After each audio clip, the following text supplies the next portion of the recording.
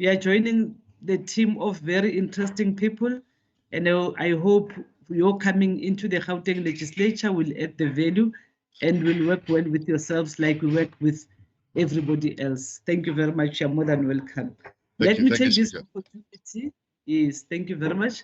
Let me take this opportunity to greet all members of the Gauteng legislature, our Honorable Premier in absentia, members of the Executive Council, members of the provincial legislature, leaders of political parties, and the people of Gauteng. Ladies and gentlemen, you are more than welcome. Let me also announce that we are going to be receiving a second login. Please feel free to use your second gadget to log in the second to log in for the purpose of the language interpretation, especially for those that want an interpretation. So don't, because what we also want to try and test it, it has not been done before. And if it works, so that if we also encounter any challenges, we should be able to actually do the necessary corrections. I'm not sure who's using, because I see Nomvuyo Mhlagaza Manamela in the video, and it's not the Nomvuyo that I know. Can I request that the person that is using Nomvuyo's gadget, can you switch your video, switch off your video? Thank you. In terms of announcement, colleagues, today we met as the programming committee earlier on to consider the new program for the legislature. And I wish to announce that today is our last meeting of the sitting, and we'll resume our work on the 8th of November, which is going to be a constituency break, wherein we allow all members to go and do their political work in preparations for the elections. While we do so, I wish to encourage all of you to conduct yourself as honorable members. I know at times when you are on the ground, tempers tend to rise, but remember that as leaders in our province, we need to ensure that these coming elections are free and fair, and we should actually intervene where there are challenges.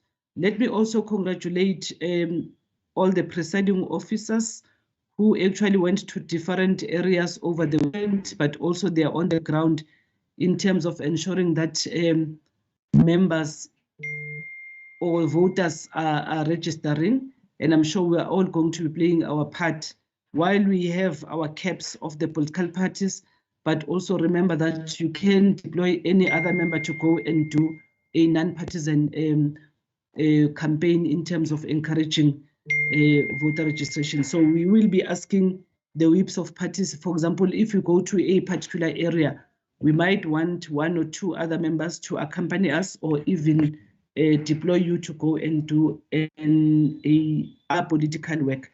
Because in as much as the program is led by the presiding officers, but it's our program as the Gauteng legislature. Thank you very much. I think that's my announcement. I'm not sure, is there any other announcement by any other member? No announcement? Okay, thank you very much. We have received the following apologies, colleagues. The Honorable Tilange, you know that she's still on sick leave, and in the previous sitting, we actually approved the long leave. I hope we're all praying for her for her speedy recovery.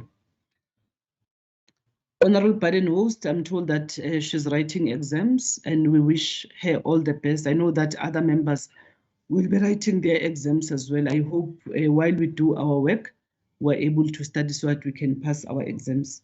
All the best to Honorable Baden-Host. Honorable Mazwi, who is attending to an urgent family matter, but Honorable Mufama will stand in for him in terms of the question that he needs to respond to, or he needs to table in the House. Honorable Mabala, I'm told that she will leave the meeting immediately after the questions.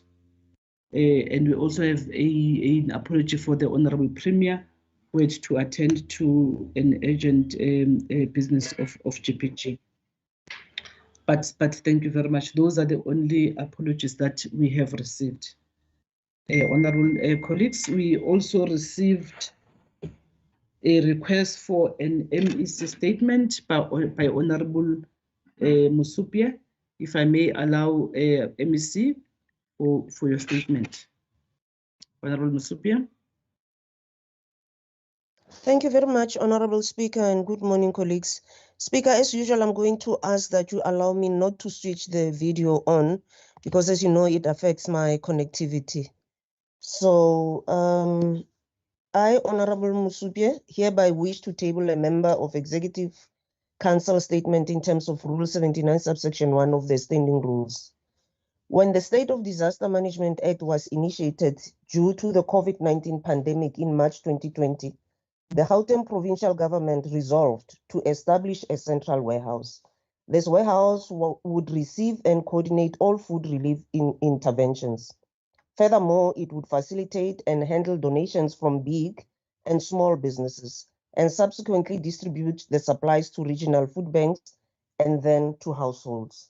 The purpose of having this central warehouse was to ensure proper accountability and ensure effective management of relief supplies. Donors that prefer to donate to specific districts could do such with the assistance and facilitation of the relevant food bank. This initiative is still active in our communities with food banks in all 5 regions in our province. Since the lockdown in March, the Central Donations Warehouse has successfully handled thousands of tons of food donations from various donors without any glitches or complaints from donors. Devastatingly, in July 2021, our country, more specifically Gauteng and KwaZulu-Natal, were ravaged by civil unrest. This led to numerous households experiencing food shortages because of the public violence and looting. Due to this civil unrest, we had to respond to food shortages speedily. So, led by the National Department in this initiative, the department's food relief efforts were boosted by the Solidarity Fund's contribution of 40 million rands to our province. For this initiative, the service level agreement was signed with the nominated NPO, Iklaba Yokulinda, I hope I pronounced that properly, which is an implementing agent rather for the province. So this NPO will work through the existing network of food distribution centers, that is our existing food banks. Madam Speaker, we appreciate that this relief will reach 50,285 households by October 2021 in areas impacted by the recent civil unrest. Currently, food is being procured and deliveries are taking place in 5 regional food banks. Furthermore, recently the department appointed 200 assistant community development practitioners and 20 community development practitioners who commenced their duties on the 1st of September 2021 on the 6th of March on a 6 months contract renewable for another 6 months. And I'm glad to announce that 80% of these people. No, thanks so much. And thanks. Okay. And thanks for recording our stuff as well. Honorable Atkinson. Okay. Can you switch on your? Yes. Okay. Thank you, Honorable MEC. Thank you, Speaker. So I was saying that I'm glad to announce that 80% of these people are in the category of young people. These practitioners were appointed to assist the department in ensuring the full implementation of the development program in as far as the food relief program is implemented as a short-term measure while the department links households to long-term developmental interventions. Honorable members, as Gauteng Department of Social Development, we envision that agents will be identified and we will be linked to development interventions by this team to assist households to sustain themselves beyond the food relief interventions. Regions will therefore be expected to track the profiling and linking of these change agents. This will be done by ensuring that programs funded prioritize these change agents in the skills development and job placement programs of the department and other stakeholders. Not only that, but these change agents will also be linked to other government agencies, private sector, and civil society organizations for further developmental opportunities beyond the department. Madam Speaker, as way of closure on behalf of the Gauteng provincial government, allow me to express my gratitude for the large contribution made by the Solidarity Fund towards the citizens of Gauteng. Not forgetting the team of social development in Gauteng that works tirelessly to ensure we deliver on our mandate of social protection and development of the most vulnerable in our communities. I thank you for the opportunity, Madam Speaker. Thank you. In terms of Rule 81, subsection 1, we have received a request for member statement from Honorable Ntseke.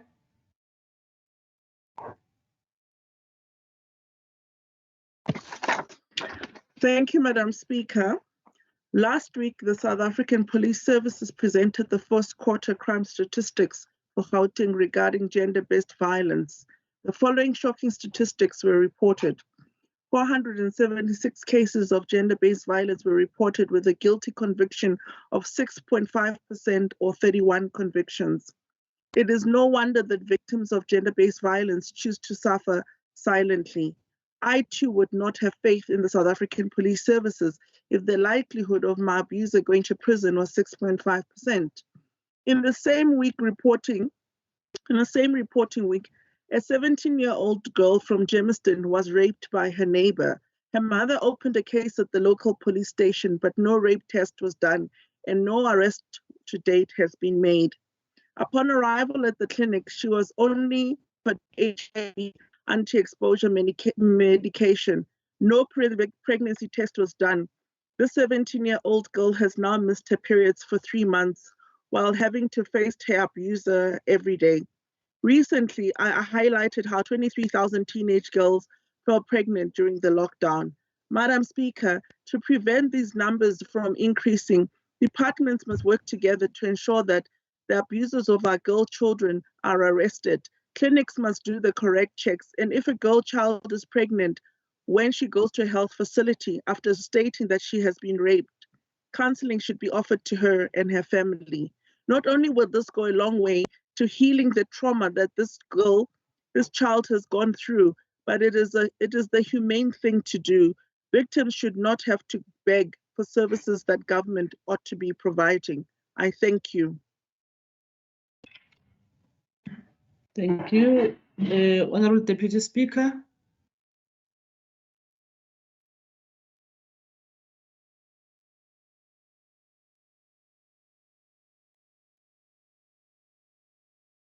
Deputy Speaker.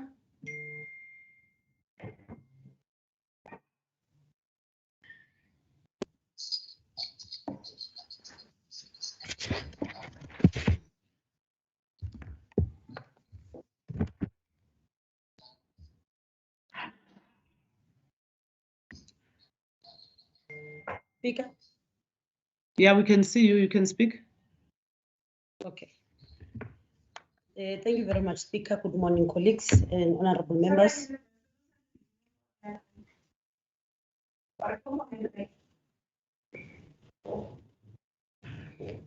Madam Speaker, the Electoral Commission has announced the 18th and the 19th September 2021 as the voter registration date.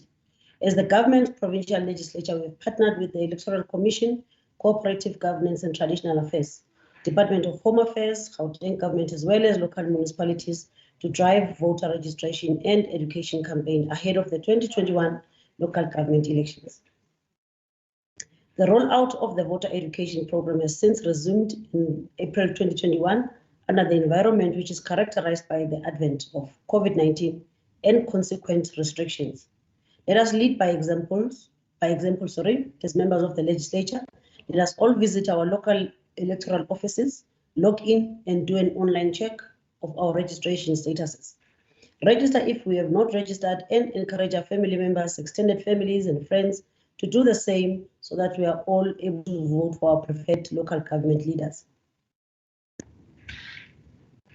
Madam Speaker, it's a known fact that local government is one of the key spheres of governance. It is at the core face of the people.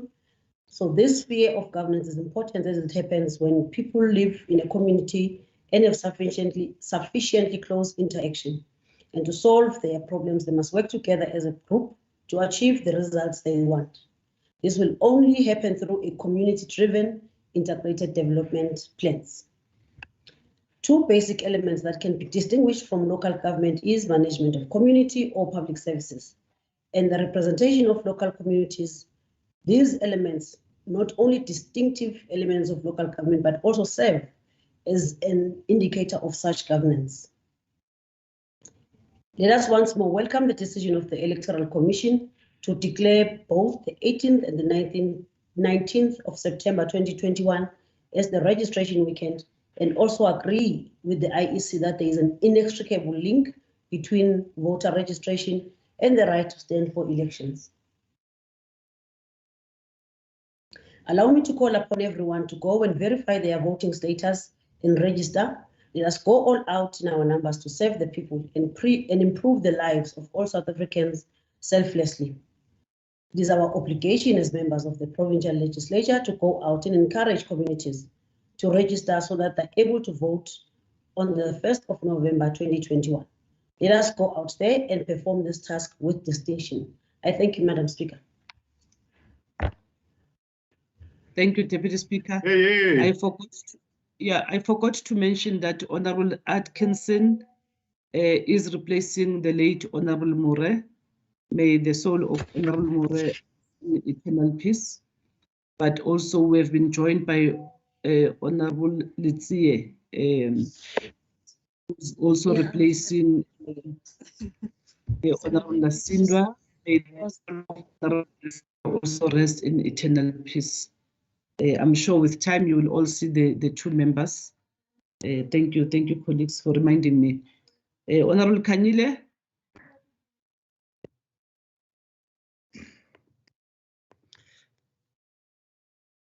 Thank you, Speaker.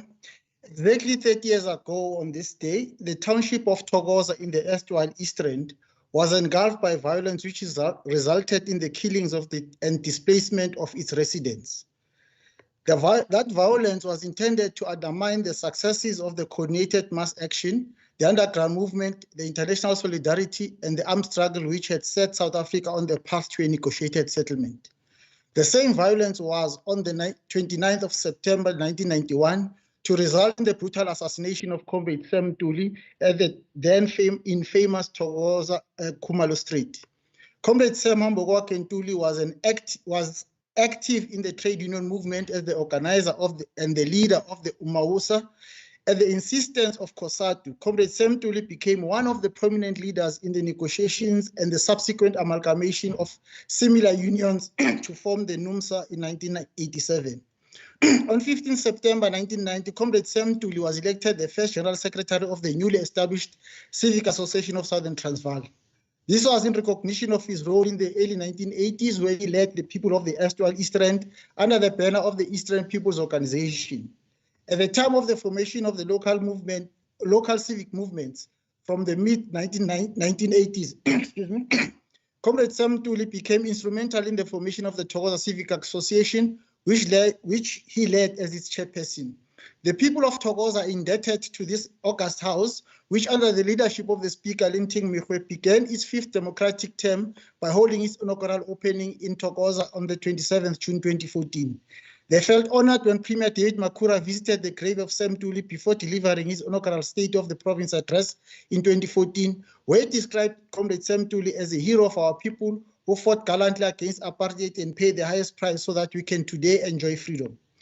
It was the Premier's determination which resulted in the grave of Comrade Sam Ntuli being declared the Gauteng Provincial Heritage Site.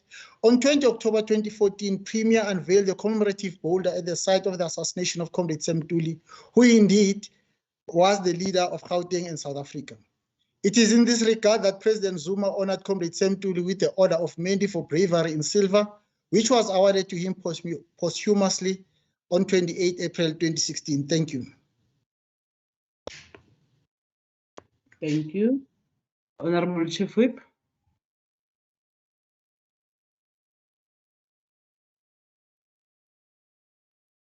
Madam Speaker, I think there was a mix-up. My statement that I was supposed to read, the Deputy Speaker has already gone through it. Thank you, Madam Speaker.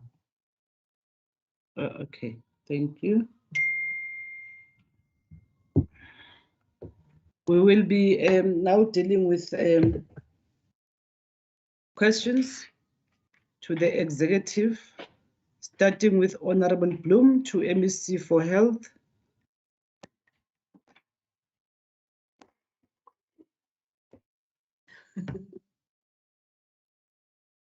Thank you, Madam Speaker. Thank you, Madam Speaker. It's actually to the MEC for Infrastructure Development. Further to reply to question 4 HL026 concerning the fire at the Sharp and Klerker Johannesburg Hospital on 16 April this year, will the MEC please indicate, 1, what investigations are being done into the causes of this fire and deficiencies in preventing it? 2, what preliminary information is there as to the cause of the fire and deficiencies in preventing it? 3, why did the fire flare up again in the evening when it was stated on Friday afternoon that it had been brought under control? 4, what is the reason for any delays investigating the causes of the fire and deficiencies in preventing it? And 5, what steps will be taken to expedite investigations in this matter? Thank you, Madam Speaker. Honourable MEC. Thank you very much, Madam Speaker, and apologies for my voice. I have flu. Thank you to Member Bloom for the questions. In terms of subsection 1 of the question, what investigation is being done into the cause of the fire? Currently, the investigation on the cause of the fire is being undertaken by the South African Police Service and property management. What preliminary information is there? The preliminary information has not yet been provided by the South African Police Service. They will provide us with a complete report on the outcomes of the investigation. Why did the fire flare up again in the evening when it was stated on Friday afternoon that it had been brought under control? Currently, the Department of Infrastructure Development and Property Management does not have information on why the fire flared up, as the site was handed over to the fire department at the time. While on site, we were given indications of what could be the reason. However, we wish to state that we will await the final report so that conclusive reasons as to why flare-ups did happen took place would be encompassed in the report. What is the reason for any delays in investigating the cause of the fire? The initial delay was due to the fact that the South African Police Service could not access the site access the site in the damaged areas until the propping of the building was completed. The propping of the building was then completed, which allowed the South African Police Service to enter the damaged areas.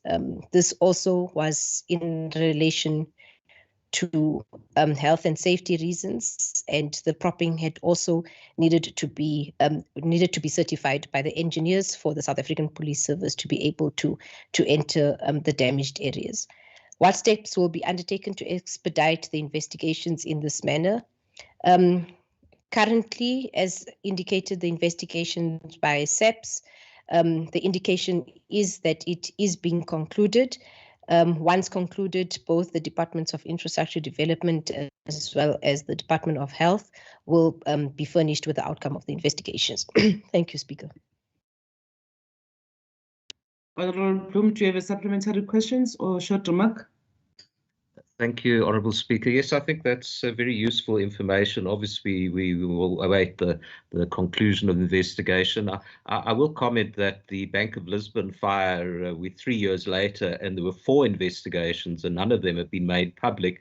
I would just ask the Honourable MEC, firstly, will there be other investigations in addition to the police service one? As I said before, there were 4 investigations into Bank of Lisbon fire. So is one investigation sufficient, and can we sort of do everything? What guarantee can she give us that will be done in good time and we don't have to wait years later to know the results? Thank you.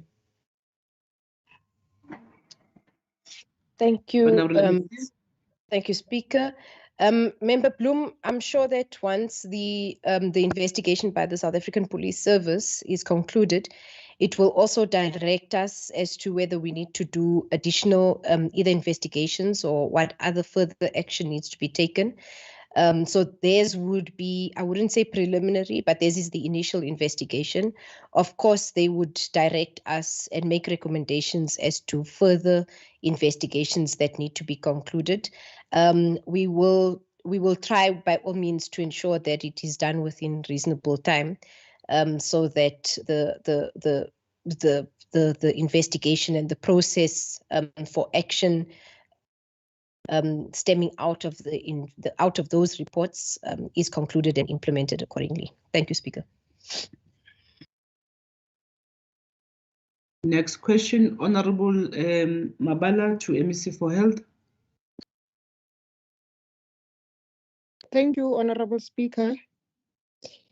With regards to the death of Wendy Nompumelelo Khosa, who was residing in Mohali City in the West Rand, and who was admitted at Dr. Yusuf Dadu District Hospital on the 6th of January 2021 and passed away on the 9th of January 2021.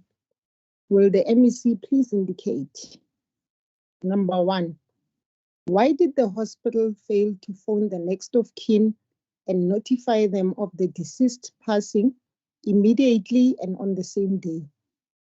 Number two, why was the family of the deceased only notified about her passing on the 12th of February?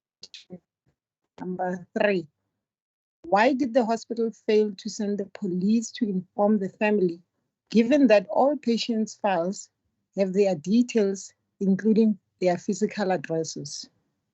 Number four, why did the hospital keep the deceased body for over a month and only issued her death certificate on the 15th of Feb 2021, exactly a month and 5 days after her passing? And number five, given the above circumstances, was there any consequence management to those responsible for these failures?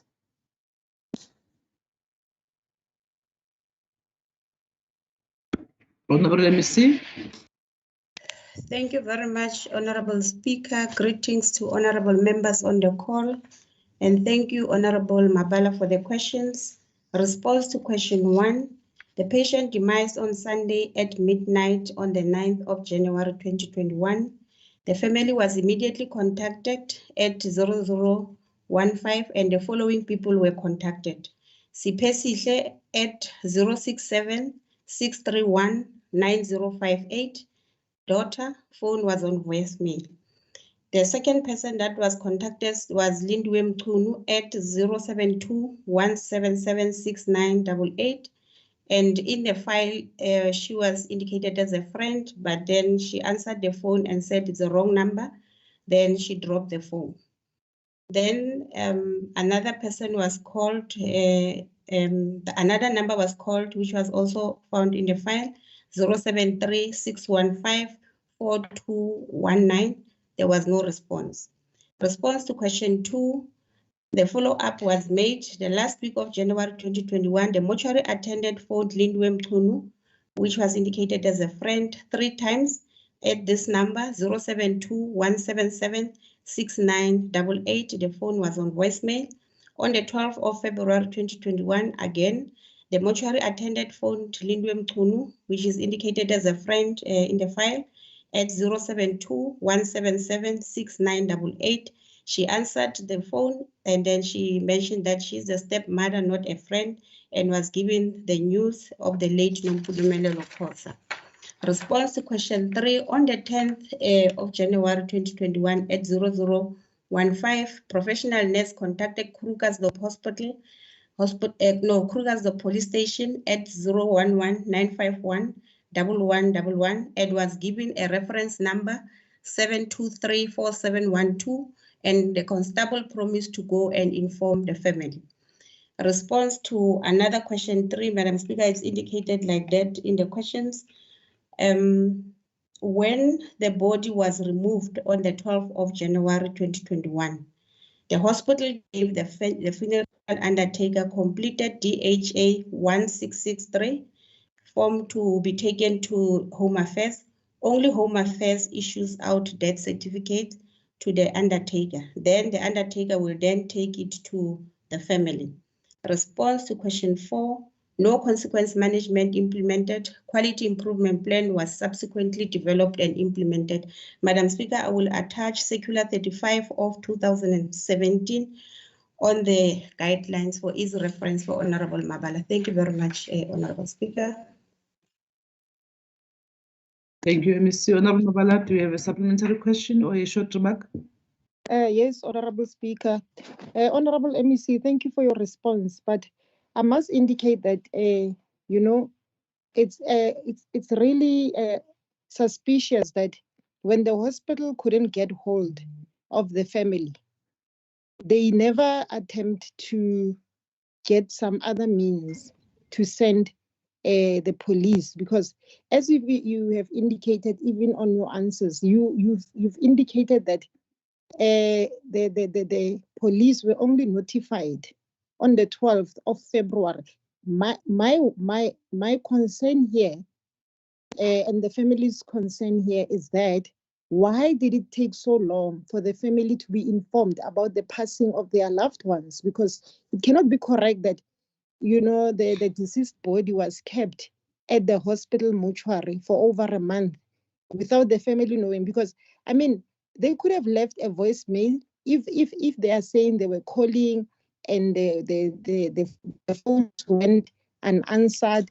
I mean, there is a voicemail on our emails. The hospital could also have text if they could have had means to do so.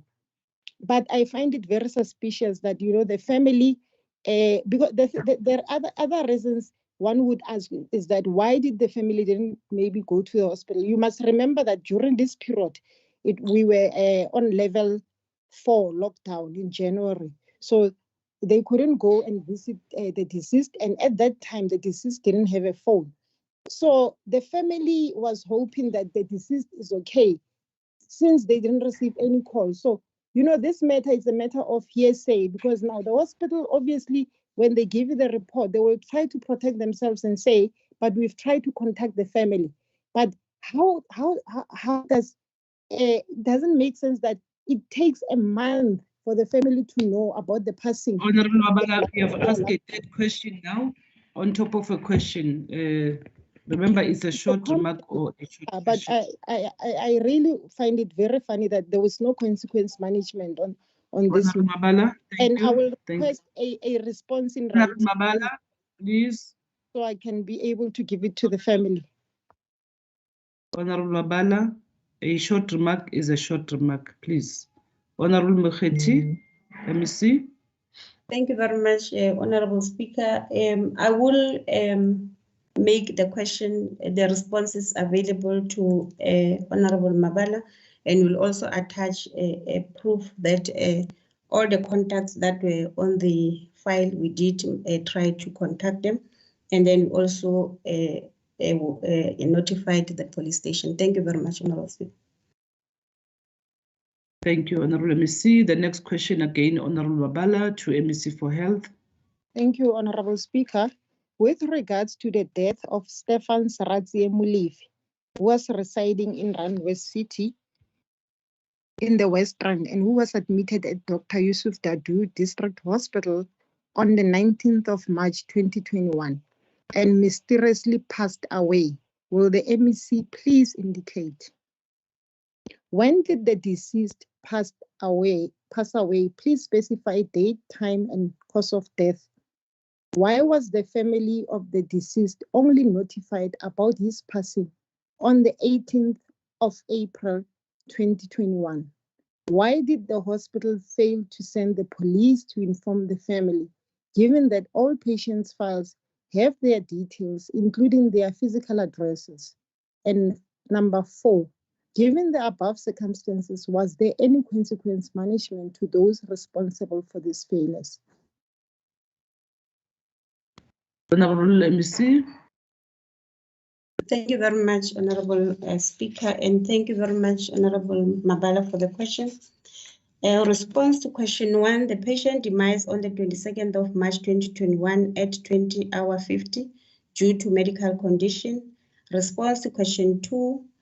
On the 22nd of March 2021 at 21 hour 10, professional nurse phoned Lisbeth, who is a parent, at 078-042-7160. The phone was on voicemail.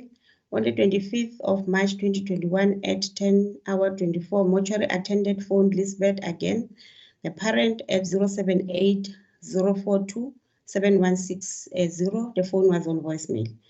Response to question 3, on the 25th of March 2021 at 10 hour 30, mortuary attendant phoned Randfontein Police Station at 011-414-4992. Phone was engaged. On the 25th, again, the same day, March 2021 at 10 hour 30, mortuary attendant phoned 10111, number was busy.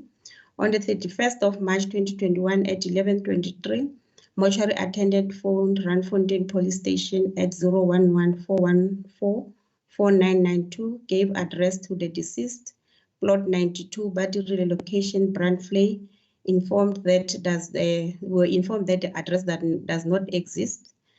Continuous telephonic tracing at the cell phone number 078-042-7160 was done with no success. Phone was forever on voicemail to date. Response to question 4, no consequence management was implemented, tracing procedures was adhered to, and as I said, Honorable Speaker, I will also give the Honorable Member the guidelines. Thank you very much. Thank you, Honorable MEC. Do you have a short remark or a supplementary question, Honorable Mufama? Sorry, Honorable Mufama. Okay, now I'm the Honorable MEC. Thanks for the promotion, Honorable Speaker. Honorable MEC, I must say that you see these two cases, they are very similar and from the same hospital. So there must be something wrong with the way they handle the deceased in terms of communicating with their families. So what I would request from you on behalf of both families, because I had meetings with both families and they requested that if they can get these responses in writing, but as well also request the formal apologies, because as you may know, this case also, it was during lockdown. They couldn't go and visit. But I mean, both cases are very similar, whereby you find that we only know about the two cases for now, but I'm sure, because it cannot be correct that they say they phone the family, it's on voicemail, they phone the police station, it's engaged. I think we must investigate this particular hospital as to what is actually happening in terms of how they handle everything in terms of communicating with their families and allowing them to mourn their loved ones when they pass away, not a month later. So if I can request those responses in writing and also a formal apologies to both families. Thank you. Honorable MEC. Thank you very much, Honorable Speaker. Yes, we will submit a formal responses, and then I will also request the CEO to meet with both families to see how can they redress this, and then we'll formally apologize. Thank you very much.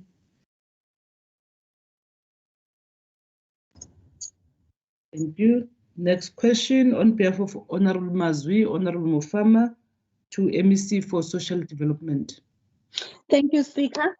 On the 3rd of August 2021, a community of Solpaji in the west of Johannesburg in Rudeport was scattered by a tragic fire that left 10 housing units in a block of flats, which housed at least 38 people, of which 17 of those adversely affected are children, mostly of school-going age, which our province is inundated with the massive struggle and efforts of dealing with COVID-19. And its direct adverse effect on the poorest of our masses. This is unfortunate incident created an additional barrier to education on the school. Going kids affected by this tragedy. The biggest turmoil faced by these families is the fact that their kids are unable to attend the school due to lack of uniform, books, stationery, school shoes, and other educational necessities.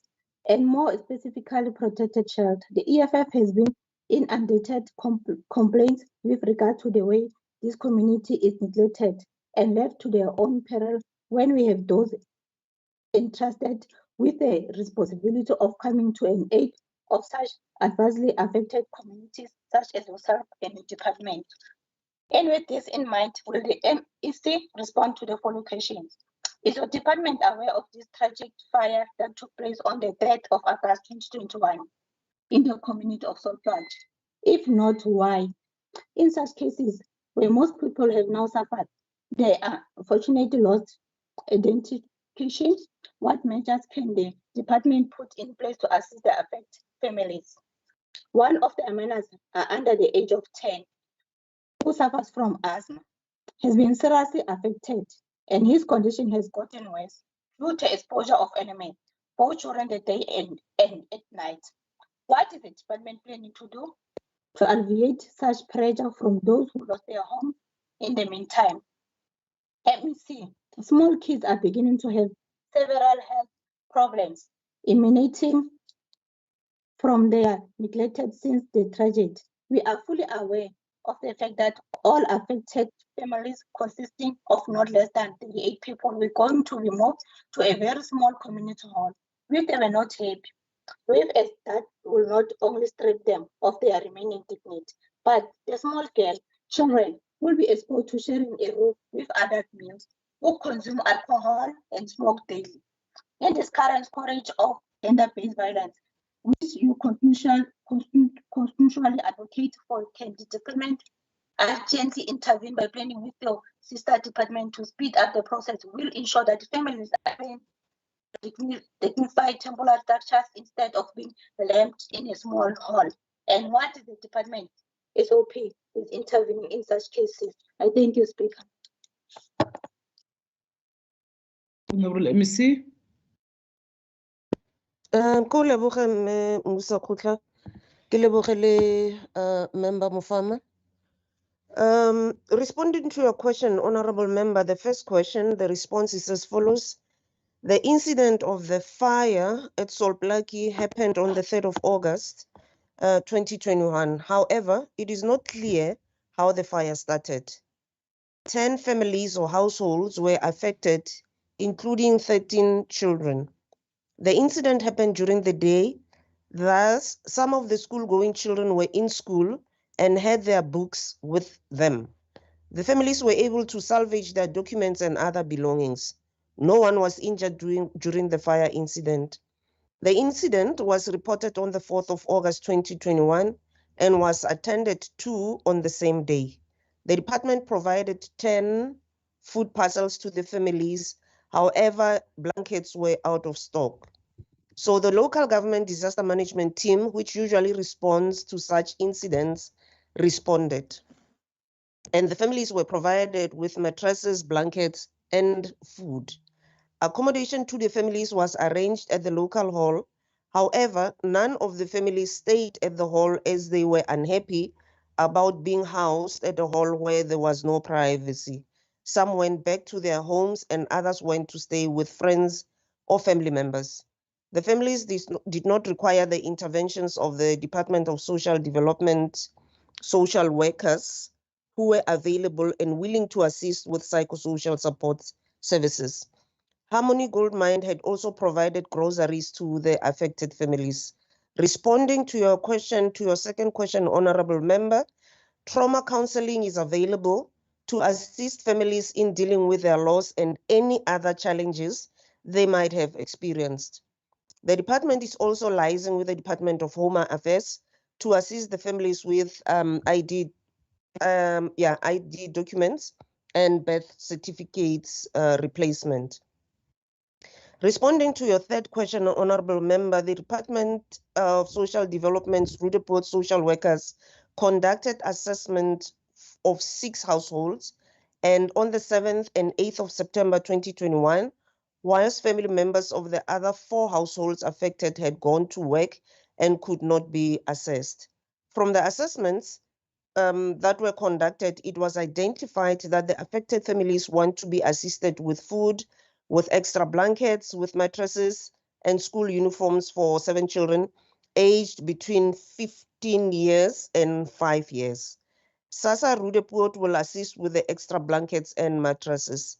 It was also established, Honorable Member, that none of the affected children needed medical attention, and all the children have been attending school and have their school books and stationery. The minor child, who is said to be asthmatic, was not present during the fire, as he had been admitted to Rahima Musa for a different ailment and was discharged on the 3rd in the afternoon after the occurrence of the fire. The biological mother confirmed during the assessment that the child was fine. The social workers did not establish any neglect of the children. All the children will be involved in the life skills programs to assist them in dealing with the trauma. Responding to your first question, COPTA and the Department of Housing are responsible for provision of temporary accommodation to people and families displaced during disasters. It is noted that the community was placed in a small hall. Responding to your last and fifth question, Honorable Member, services are provided as soon as the incident becomes known to the department. The services are rendered in conjunction with disaster management services, and it includes, first, the provision of material assistance, which is mainly food, blankets, etc. Secondly, we link affected families to relevant resources and other departments. Thirdly, we provide trauma counseling, and lastly, we also have psychosocial services. Thank you very much, Madam Speaker. Honorable Mufama, any supplementary question or a short remark? Supplementary question. They provide 10 food per se. What about the 28 family left? And is any follow-up to ensure that they are doing well?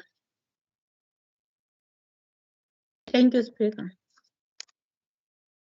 Honorable MC.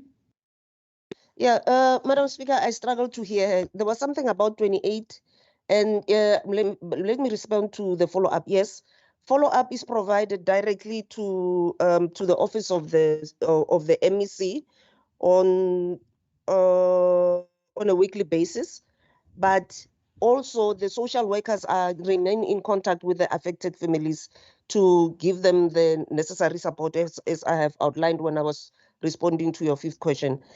Speaker, if you allow, could the honorable member please repeat what she said about, I only had 28.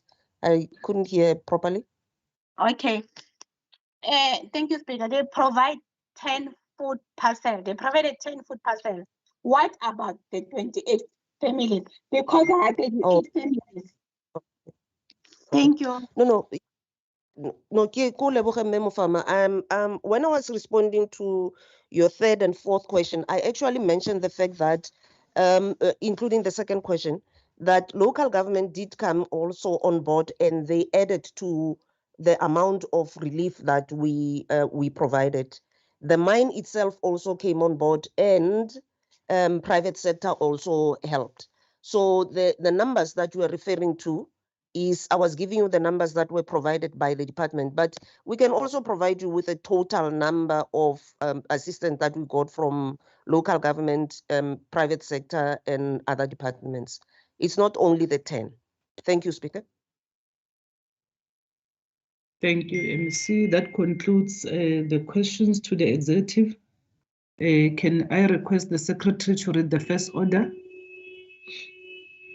Thank you, Speaker. Economic Development, Environment, Agriculture and Rural Development Portfolio Committee's Oversight Report on the Annual Report of the Gauteng Enterprise Propeller for the 2019-2020 financial year. Honorable Kanyana.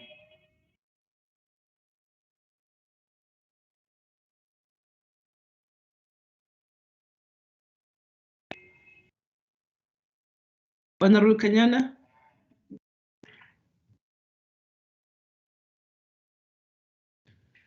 Honorable Speaker, let me take up this opportunity and to present the report from the GEP, and I will request that the sections that I'm not going to read will be taken as read. Again, Madam Speaker, allow me to switch off the camera because I've got the problem of the network where I am. Thank you.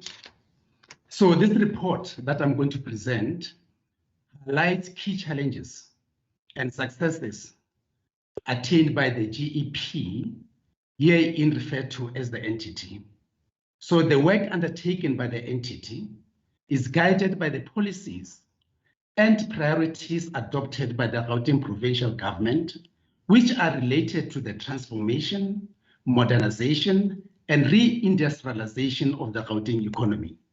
In light of this, the entity is set to develop, implement programs that will ensure decent employment, revitalize township economies, stimulate growth and investment.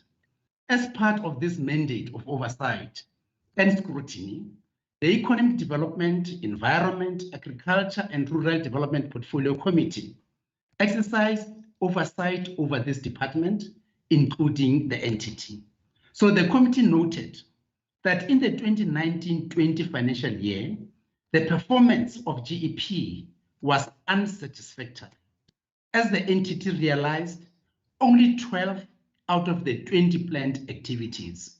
So the committee noted with concern that the agency reflected under expenditure of 63 million, amounting to 26%, as it spent 181.7 million of its budget amount of the 245.7 million. So the committee noted that the underspent allocation is not within the accepted threshold of less than 5% as outlined by the PFMA. So in addition to this, the committee urges the GEP to ensure that going forward, that the entity submits the annual performance report, including financial statements, on time, noting that the CEO for the entity has been appointed. So the committee noted with concern that sub-programs meant to support the SMMEs and cooperatives, they experience high levels of under-expenditure, and therefore the committee can only conclude that not many small businesses were supported in this regard. Further concerning for the committee is that the entity received a qualified audit opinion with findings. So that's the main issue from the committee. Again, allow me to talk about the compliance and the quality. So in line with the GPL standing rules, the GEP failed to timely submit the annual performance report for the 2019-20 financial year. But despite all this committee reported on their financials and also non-financial performance. Now, coming to the oversight on the budget expenditure, there are two programs within the entity, namely the administration and the regional operations, which spent their budgeted allocations respectively. But the committee observed that the main contributor to the under expenditure is the enterprise support sub-program, with an expenditure of 23.2 million from the budgeted amount of 80.3 million. So the under expenditure incurred by the sub-program is concerning for the committee, as this was experienced in the previous reporting period relating to the annual report. So there is also an oversight on the resolutions. But in this case, almost all the resolutions emanating from the 2019-20 financial year annual report were all responded to adequately. There are other outstanding which are ongoing, but understandably so, the committee is monitoring with guarded optimism.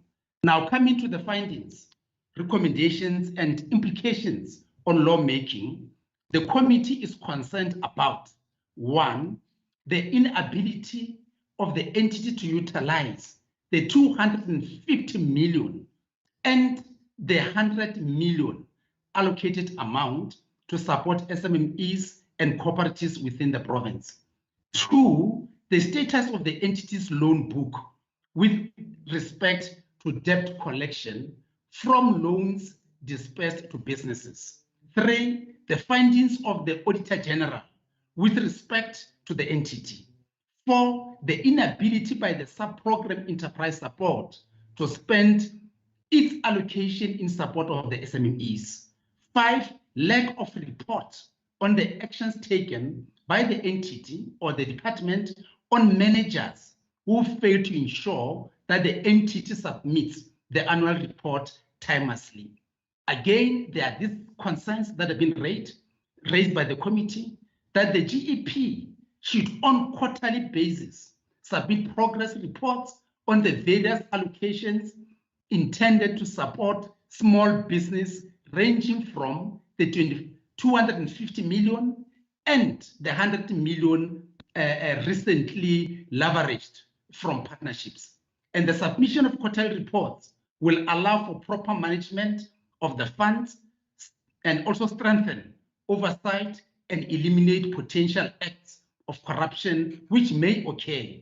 So the GEP should ensure that the loan book is updated accordingly and aligned to recommendations made by the AG, wherein loans and grants are advanced in line with financial and non-financial support policies. So a report of this nature, we're saying, should be submitted to the committee by the 30th November 2021. So the GP should ensure that all audit findings are raised by the AG are implemented to avert adverse audit findings in future. And in addition to that, a report on action related to consequence management on employees should also be followed up and also make sure that that report is submitted to the committee by the 30th November 2021. So the GP should appraise the committee on a quarterly basis on the expenditure trend related to the support of the SMMEs and cooperatives through the enterprise support sub-program. And again, consequence management to be applied on the responsible managers or any other official who fail to execute their duties in ensuring that the annual performance report of GEP is submitted timelessly to the GPL.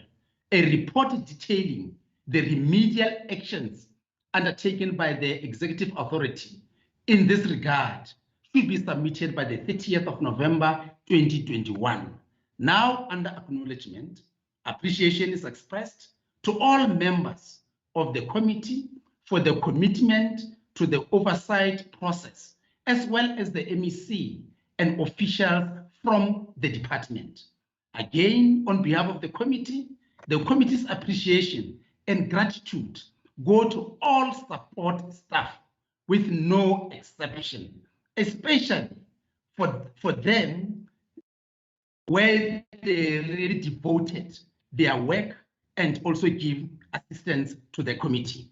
Now under adoption, after due consideration, the Economic Development, Environment, Agriculture and Rural Development Portfolio Committee unanimously adopted the Gauteng Enterprise Propeller Annual Performance Report for the 2019-2020 financial year. In terms of Rule 1172C, read together with Rule 164, the committee presents to the House and recommends the adoption of the committee's oversight report on the Gauteng Enterprise Propeller Annual Performance Report for the 2019-2020 financial year. I thank you, Madam Speaker.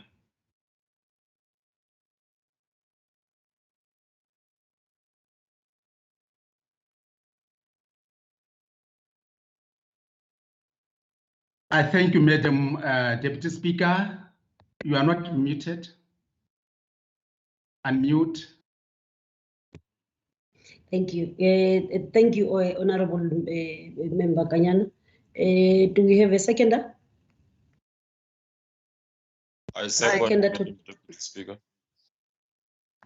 Much thanks. I put the question. All those who agree with the report or adopt the report, say aye. Aye. Aye. Aye. Those who do not agree with the adoption of the report, say no. Thank you. The ayes have it. Secretary, please take us to the next order. Thank you, Honorable Deputy Speaker. The second order of the day is Public Accounts Standing Committee's Oversight Report on the annual report, including the Auditor General's report on the financial statement and performance information of the Gauteng Enterprise Propeller for the year ended 31st of March 2020. Thank you. Thank you, Honorable Kanyana. Do you say Kanyana or Kanyile? Excuse me, I beg your pardon, it's Kanyile. Thank you, Madam Speaker. The surnames sound almost the same, but I understand. I, Sochaile Kanyile, Chairperson of the Standing Committee on Public Accounts, table committee's oversight report on the annual report, including the Auditor General's report on the financial and performance information of the Gauteng Enterprise Propeller for the year ended 31 March 2020. I request that the sections I will not read be taken as tabled. The entity received a qualified audit opinion. The basis for qualification related to financial support loans at amortized cost, receivables from exchange transaction, amongst others. Committee concerns. The committee is concerned that the loan book of the entity was incomplete in that not all the data were reflected, including their contact details and interest calculations. The committee is concerned by the inadequate controls in the entity relating to or related to financial support loans and receivables from exchange transactions. The committee is concerned about the limited human resource capacity and records management in the entity, which made it impossible to provide sufficient appropriate audit evidence for financial loans at amortized cost. The committee is concerned that there was lack of adequate preparation and review of the annual financial statements prior to their submission for audit. The committee is concerned that no disciplinary steps have been taken against the accounting officer for failure to exercise adequate oversight over performance reporting. The committee is concerned that previously it was reported that the manual system was utilized for managing performance information and that during the year under review there was a limited capacity to evaluate performance information for accuracy and reliance purposes. The committee is concerned that measures that were previously put in place by the entity were not effective, as capacity and resources limitation are still recurring. The committee is also concerned that although the National Treasury's irregular expenditure framework is completed, it has taken long to complete as well as tabled at the board. The committee is concerned that the management did not take reasonable steps against officials who had incurred or permitted irregular expenditure as required by Section 5.1, subsection 1B, bullet point 2 of the PFMA. The committee is concerned that the lack of skilled and trained SCM professionals has contributed to the errors identified during the audit. The committee is concerned that the matter regarding the leadership instability is recurring as it was highlighted during the 2017-18 and 2018-19 financial years respectively. The committee is concerned that the entity attributed the reasons for not having proper and complete records that were not maintained as evidence to support the investigation into irregular expenditure to limited budget and resistance to initiate investigations. The committee recommends the following: that the entity must provide the committee with a plan to address the human capacity and record management challenges by 29 October 2021 and the quarterly progress report continuing up to the end of June 2022. That the entity must provide the committee with a plan to address challenges related to financial support loans and receivables from exchange transactions by 29 October 2021 and the quarterly progress report continuing up until the end of June 2022. The entity must provide the committee with a progress report regarding the effectiveness and measures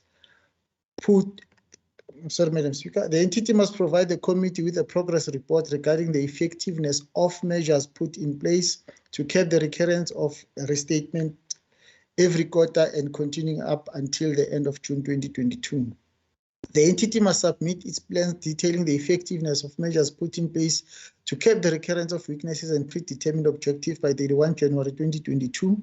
The plan must include the department's assessment of the implementation of the plan in 2021-22 financial year.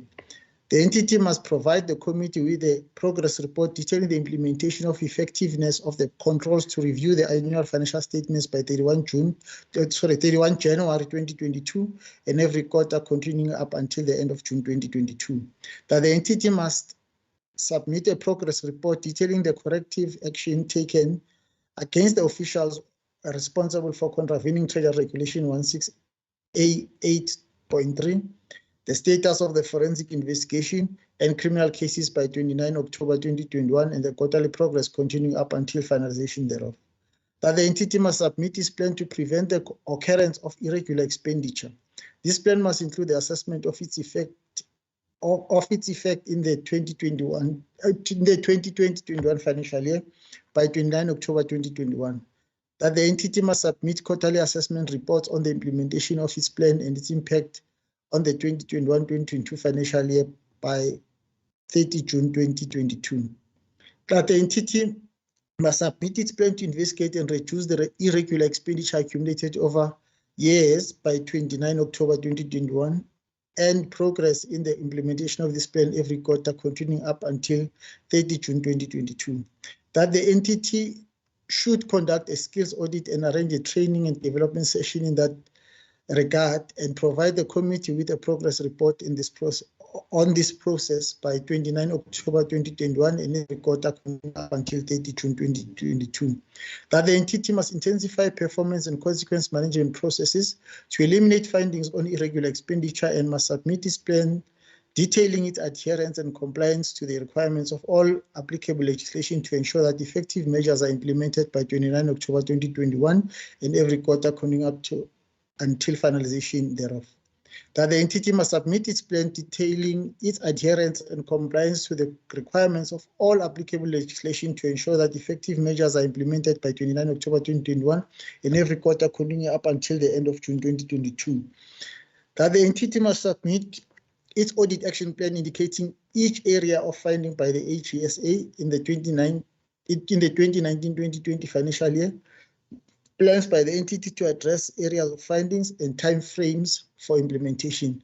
This must include a progress report on implementation as at 29 October 2021, which must be reported every quarter until 30 June 2022. That the entity must provide the committee with a progress report detailing the status of the implementation of recommendations of the investigations into allegations of irregularities in the Township Modernization and Revitalization Program and labor-related issues by 29 October 2021 and every quarter continuing up until finalization thereof. I would like to thank the members of SCOPA for their diligent deliberations during this process. I would also like to express my appreciation to the MEC Honorable Pax Tau and officials of the department, the Gauteng Business Executive from the Auditor General's Office, Mr. Dumisani Cebekulu and his team, officials from the Gauteng Provincial Treasury, the support staff of SCOPA, without whom this process would not have been successfully completed. After the due deliberations, the Standing Committee on Public Accounts unanimously adopted its report on the annual report, including the report of the Auditor General of South Africa on the financial statements of Gauteng Enterprise Propeller for the end of 31 March 2020. In terms of Standing Rules 1172C read together with 164, the committee present to this House the above mentioned report for consideration and adoption. Thank you.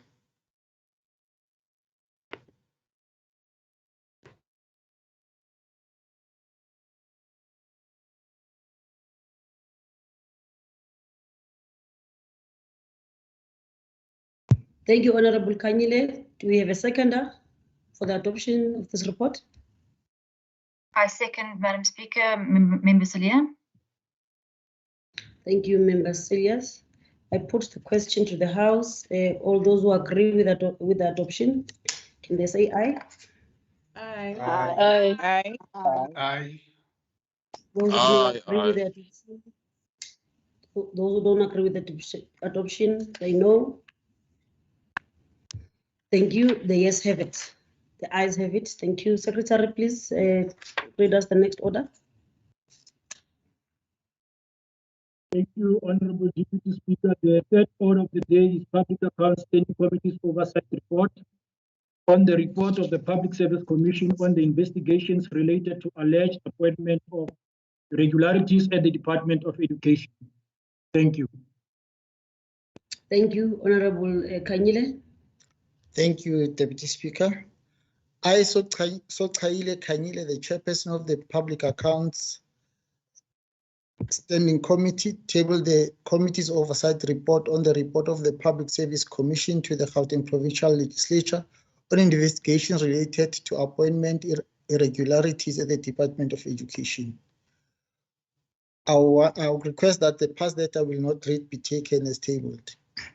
On Thursday, 3 October 2019, the Public Service Commission received a request from the Director General in the Office of the Premier for an investigation regarding the alleged staff appointment irregularities at the Gauteng Department of Education.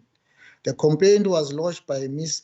Subhashne Govender, who was an employee of the department.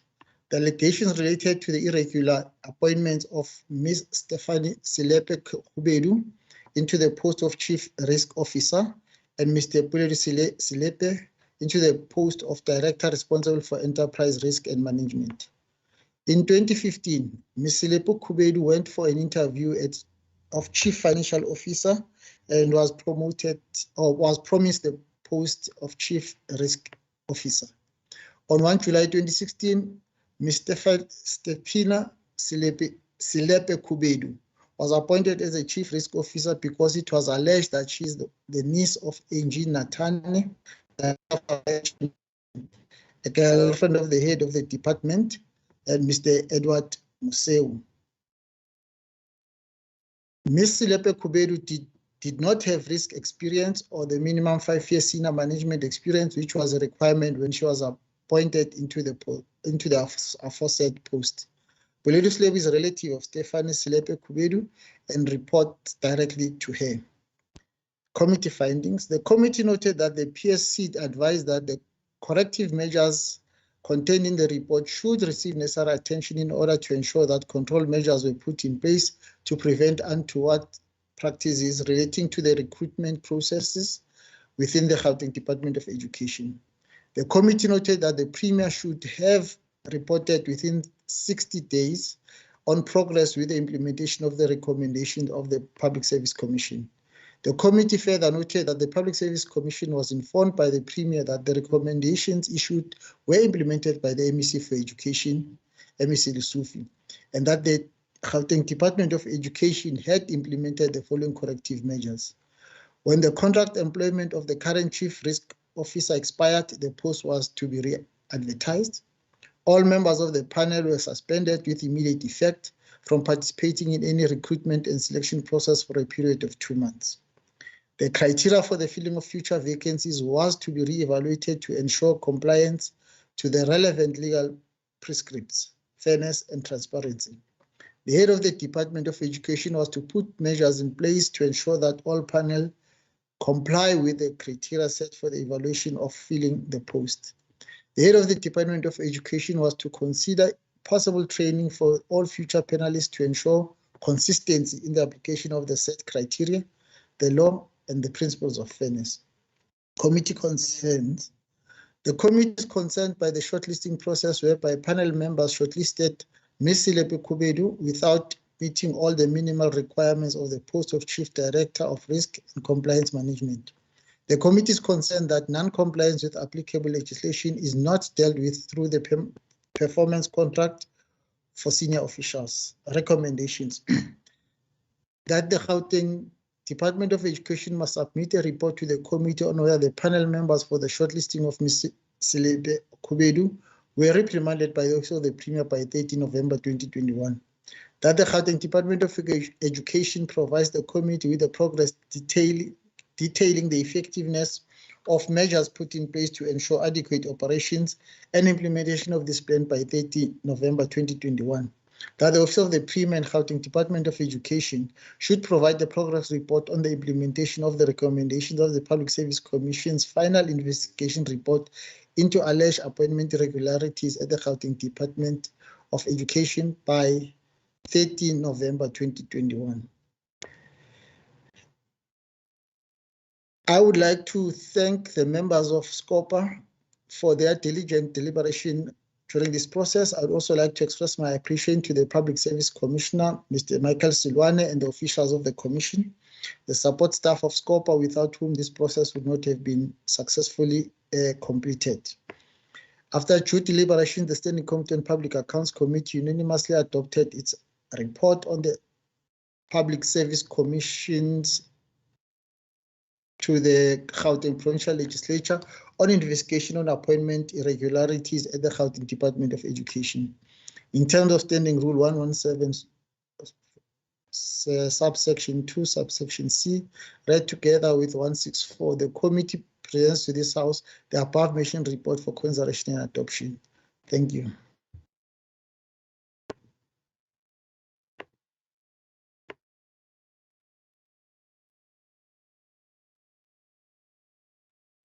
Thank you, Member Kanyile. Do we have a seconder for the adoption of the report? Can before Ms. the adoption of Elizabeth, the yes, Deputy Speaker, sorry for that. I'm rising in terms of Rule 77.5. I just want to clarify something that is contained in the report that may create problems, that it's not factually correct.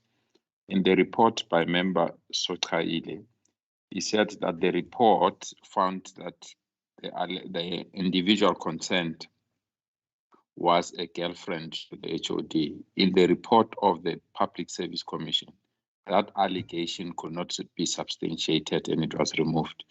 And if it's kept in this fashion, it may create problems, as if that allegation was in the final report and the recommendation of the Public Service Commission.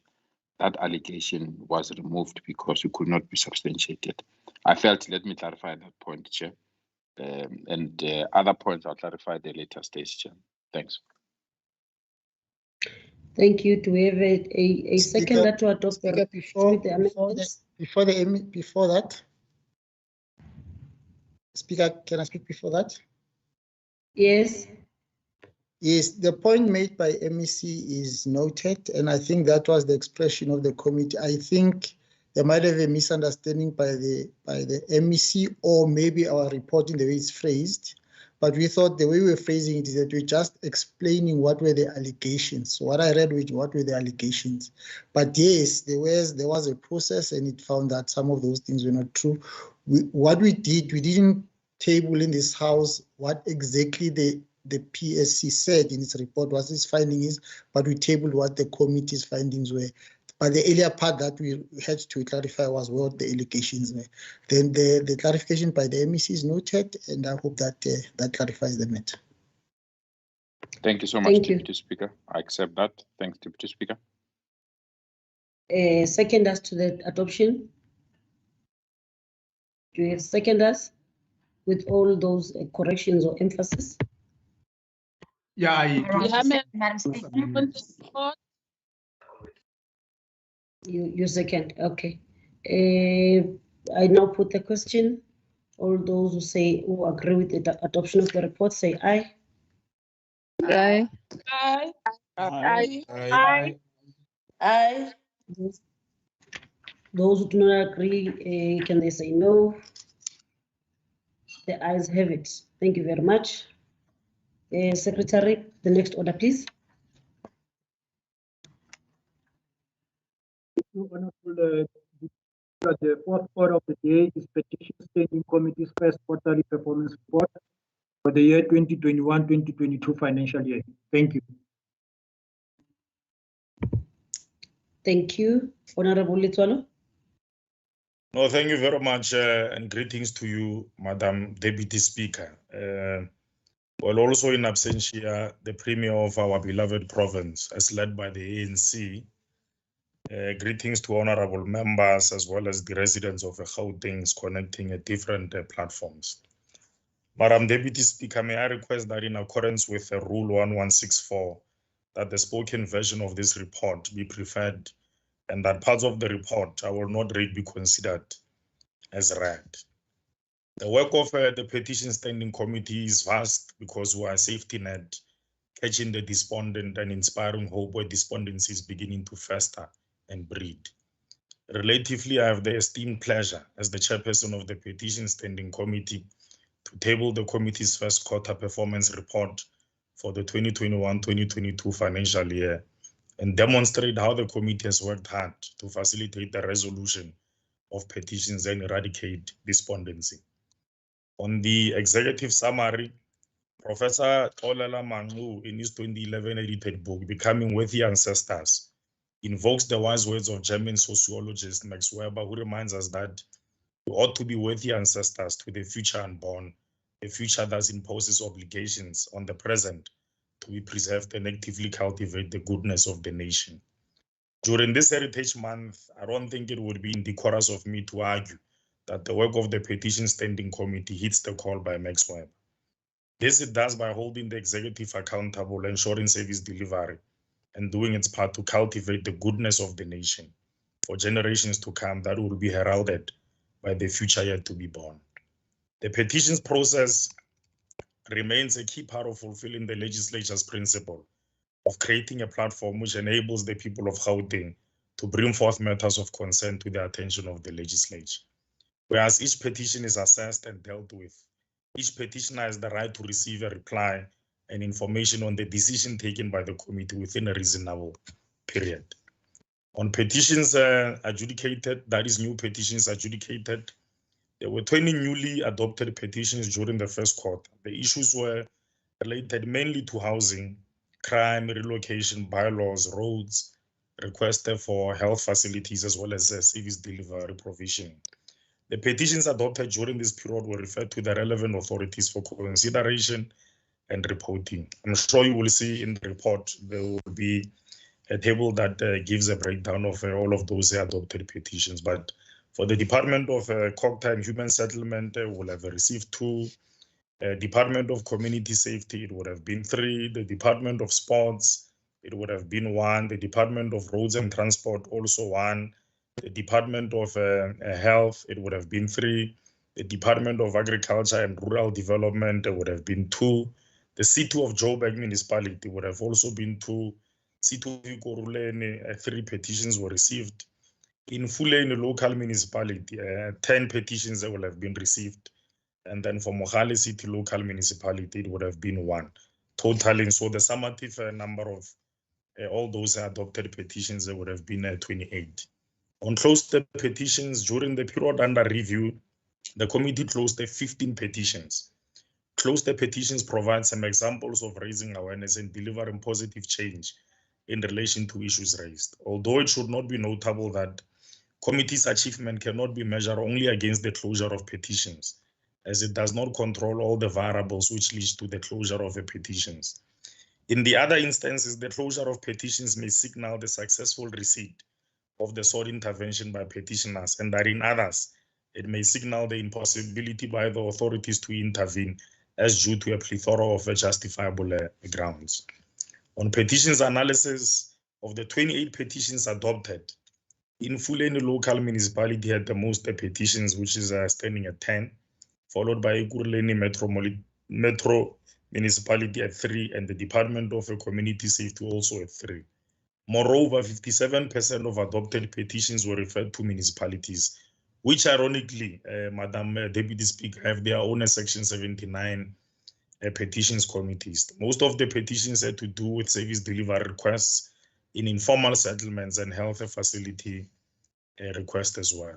The committee achieved an impressive 53.5 resolution rate, that is of the 15 closed petitions during the quarter under review, staying above the 50% threshold, just like the previous quarter, where the committee during the fourth quarter of the 2020-2021 financial year achieved a record 70% resolution rate.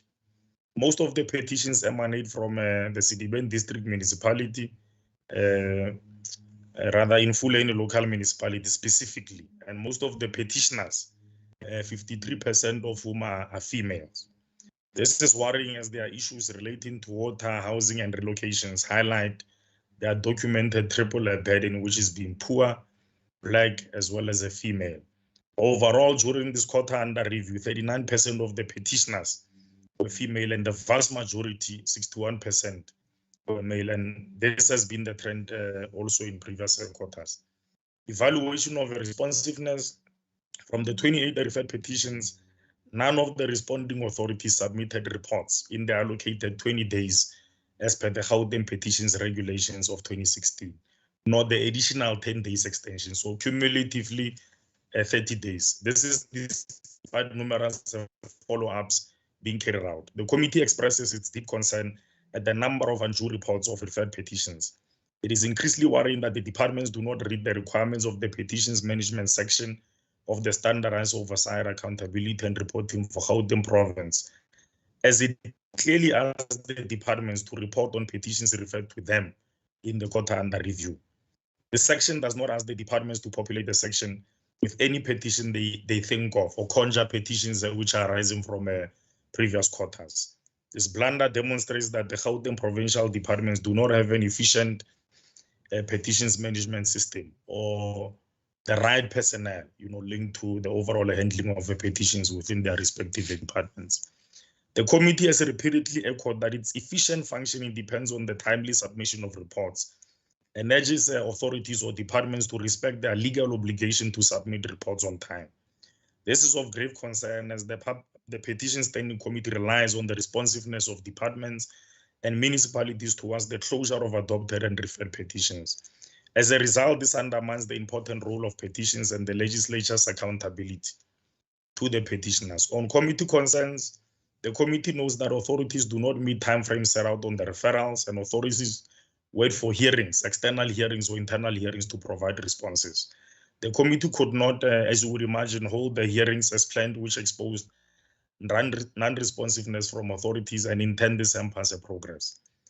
Departments reported inaccurately on the quarterly reports, and thus portfolio committees would not be able to play an oversight on referred petitions. The committee knows that there has been a failure to execute orders to conduct investigations and adequately report on referred petitions. On recommendations, the leader of government business emphatically must submit quarterly updates on oversight work with departments in respect of management of petitions and develop a petitions management system. An update on this matter should be submitted to the committee on quarterly basis starting from the 30th of November 2021. I must say that we are rehashing this recommendation as no update or support has been forthcoming. The committee further requests the Office of the Premier to implement clear and formal mechanisms that would compel departments to be responsive to petitions within the prescribed time frame. An update progress to be submitted to the committee by the 30th November 2021. The committee further recommends that respective portfolio committees, and we must emphasize this point, must actively monitor the management of petitions referred to departments under their scope of oversight, because this will complement the work of the Petitions Committee. On acknowledgements, Madam Deputy Speaker, I would like to take this opportunity to thank and acknowledge the sterling work done by the political as well as the administrative membership of the committee. On adoption, in accordance with Rule 164, the Petition Standing Committee hereby presents the report to the House for adoption. Thank you very much, Deputy Speaker. Thank you, Honorable Swallow. Is there a seconder? I like to second Speaker. Much thanks. Now I put the question. All those who agree with the adoption, say aye. Aye. Aye. All those who do not agree, say no. The ayes have it. Thank you. Secretary, please read the next order. Thank you, Honorable Deputy Speaker. The fifth order of the day is Committee for Scrutiny of Subordinate Legislation first quarterly performance report for the year 2021-2022 financial year. Thank you. Thank you, Honorable Adams.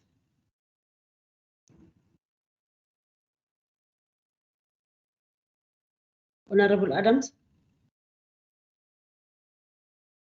Is it present?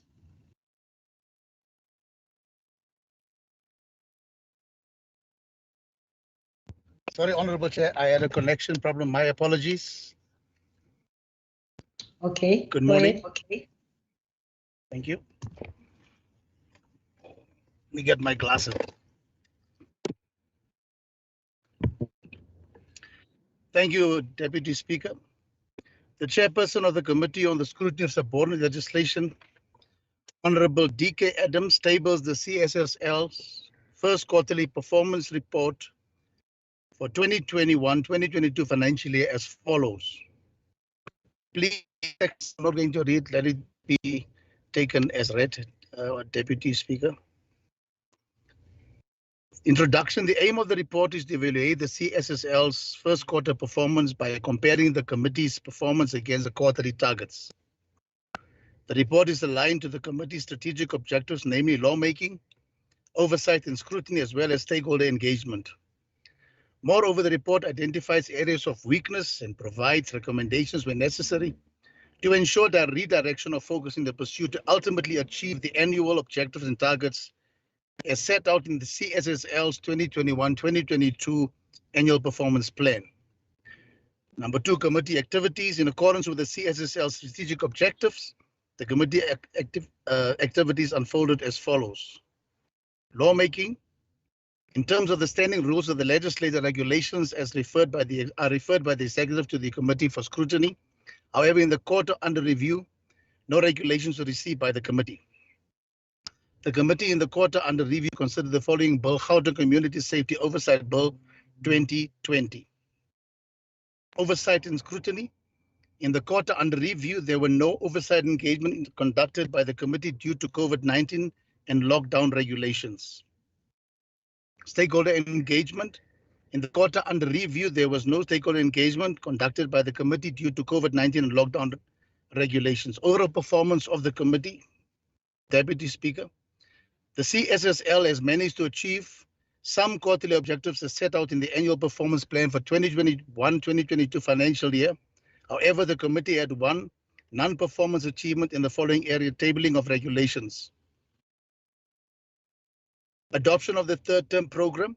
Third term program was presented to the committee for consideration and adoption. The committee noted and adopted the third term program as tabled. Conclusion. The plans which were set out in the first quarter of the 2021-2022 financial year with regards to implementation of the committee's strategic objectives have been achieved.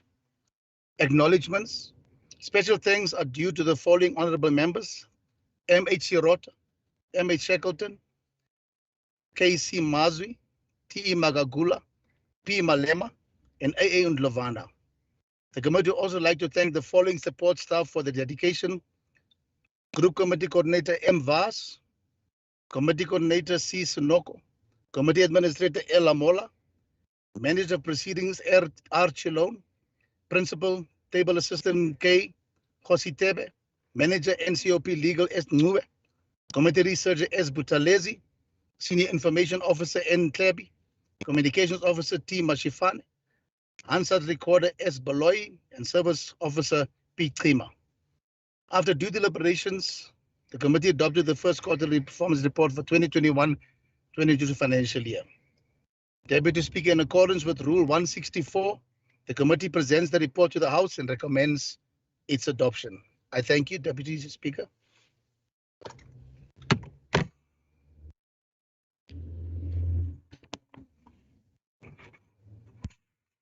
Is there a seconder for the adoption of this report? Madam Deputy Speaker, Paul Malema, I rise to second the report. Thank you very much. Thank you. And I now put the question. All those in favor say yes. Yes. Yes. Yes. Yes. Yes. Those who are not in favor say no. The yes have it. The report is adopted. Thank you. Secretary, please take us to the next order. The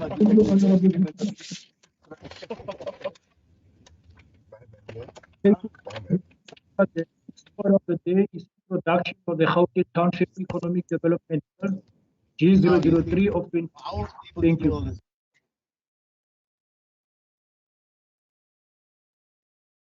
Thank you, Honorable Paxtau.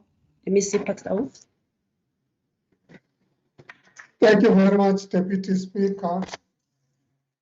Deputy Speaker, as we activate Tourism Month, allow me to extend to the members of the legislature the warm welcome I have received from Todd Butchery in Kagiso, one of the very areas we are seeking to empower through the bill we table today.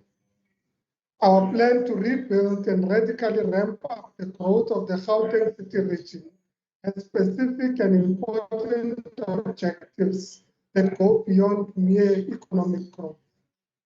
Since the transformation, modernization, and reindustrialization agenda of the fifth administration, the Gauteng provincial government has committed itself to a very specific form of inclusive economic development.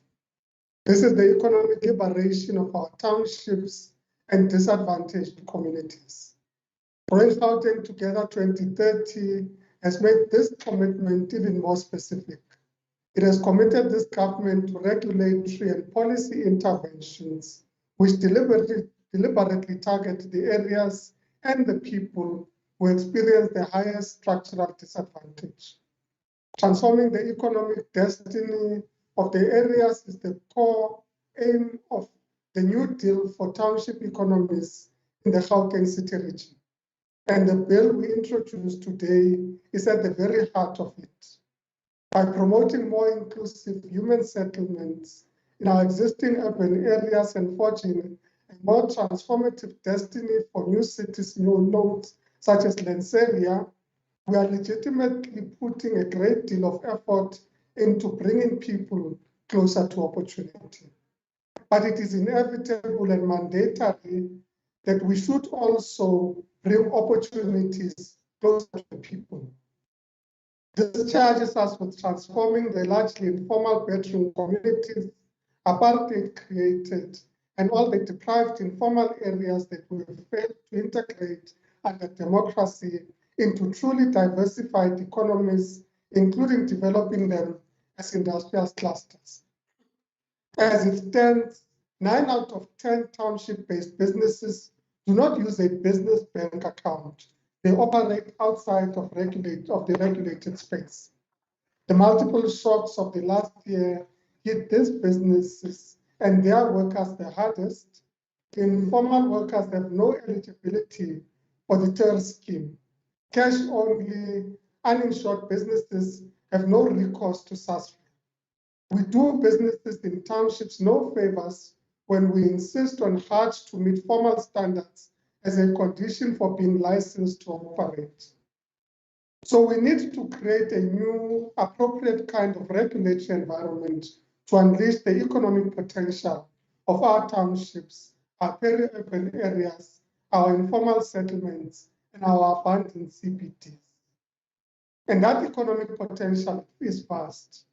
We can build a truly inclusive, empowering consumer economy in areas that create hundreds of thousands and potentially millions of new jobs. We can develop a real commuter economy around the 6 million people that use our taxi ranks every day. Turning these taxi ranks into mini businesses and commercial districts, where backyard shacks, which are home to 4 million people of our citizens now stand, we can build flats and small businesses, linking these together to create 2 township high streets.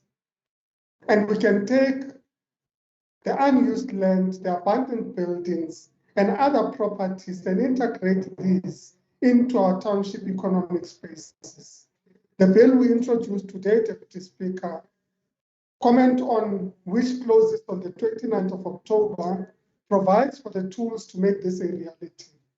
To build out of this vision across the most disadvantaged areas in our province, we will, with this bill, create a new kind of economic geography, the township enterprise.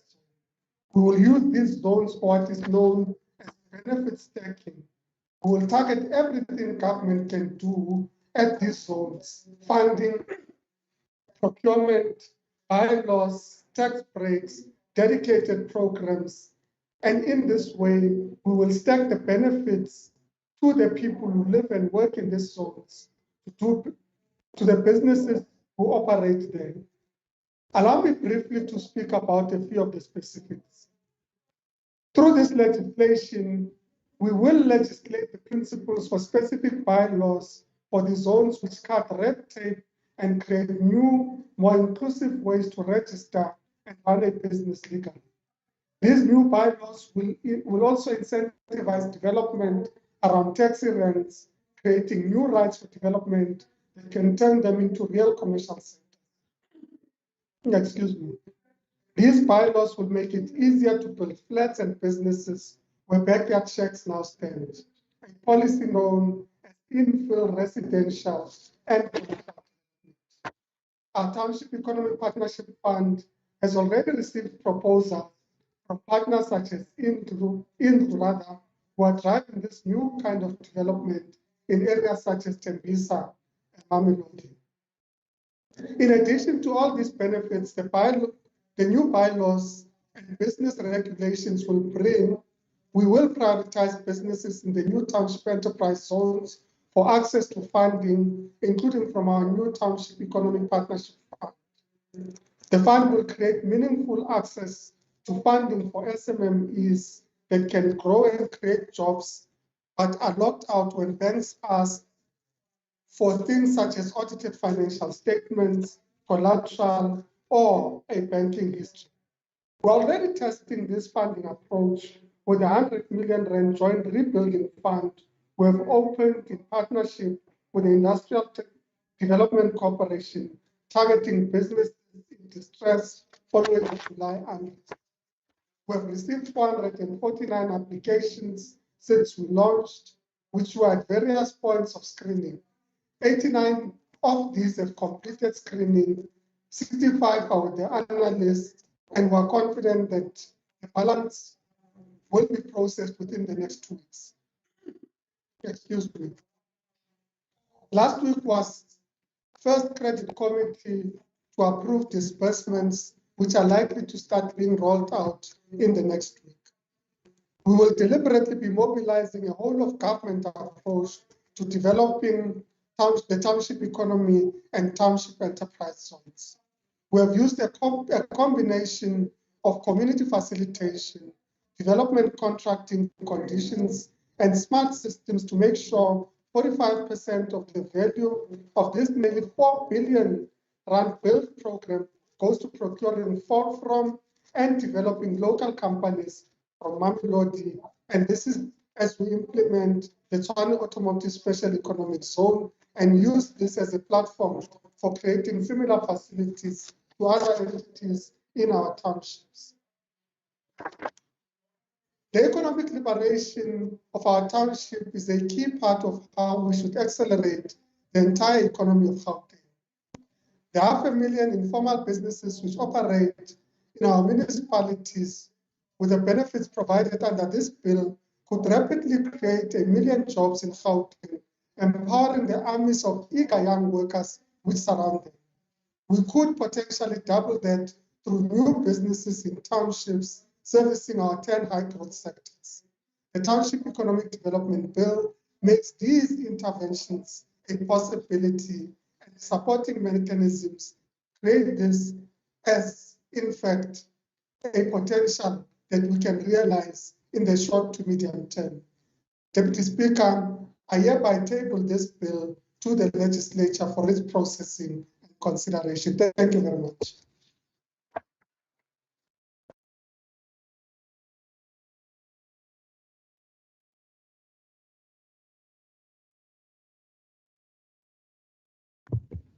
Thank you, Honorable MEC. The bill will be referred to the Portfolio Committee relevant, and as well as the standing committee of the scrutiny of subordinate legislature for its consideration and reporting. With that, that concludes the business of the day. Our next sitting will be on a Tuesday, 21st of September, 2021. Thank you. The House is adjourned. Sorry, Madam Speaker. I hope, Deputy Speaker, you didn't see my hand. I will not rising. Apologies. Yes, I'm rising in terms of Rule 77.4. Deputy Speaker, I want the recommendation of referring the matter to, and we need to use appropriate legislation here. of referring the matter of the township bill to the relevant committee, include a resolution of conducting public hearings if the committee conclude, because the House will rise purely because of the local government elections, and this bill is very important, that it must not be delayed further. I will just add that amendment, obviously considering the relevant pieces of legislation and regulations that governs the adoption of bills, because it's a very important process that must not be delayed, because we are rising purely on the basis that we didn't know that there will be elections as proclaimed the way it is proclaimed on the 1st of November. And as leader of government business, I really believe that we should consider that aspect as well. Thanks, Madam Speaker. Deputy Speaker. Okay, thanks. Agreed. Honorable Mpisi. Thank you, Deputy Speaker. No, Deputy Speaker, I wanted to say that I hear you saying that we are meeting on the 21st of September. And earlier on, the Speaker's remarks was that we are rising as the legislature. Today is our last meeting. I am not sure.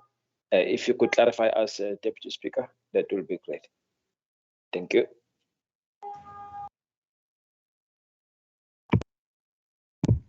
Okay, I did not hear those remarks of the Speaker. In my calendar, it says we're sitting on the 21st of September. If there's a different communication, you will send it. I don't have my calendar. You can give me any other. Can I assist? Can I assist the Deputy Speaker? Colleagues, can we have order? Member Mpisi, I beg your pardon, the sitting will be on the 9th of November 2021, not 21st of September. Thank you, Madam Thank you Speaker. very much, Speaker. The House agenda. Thank you. Thank you. Thank you, Deputy. Thank you very much, Bye-bye. Comrade Speaker. Bye. Thank you, Honorable Khamela. Bye, Sisi. Thank you. Thank you very much, Deputy Deputy Speaker. Speaker. Bye. See you in November. Thank you, everyone. Bye, colleagues. Bye-bye. Colleagues. What's the election?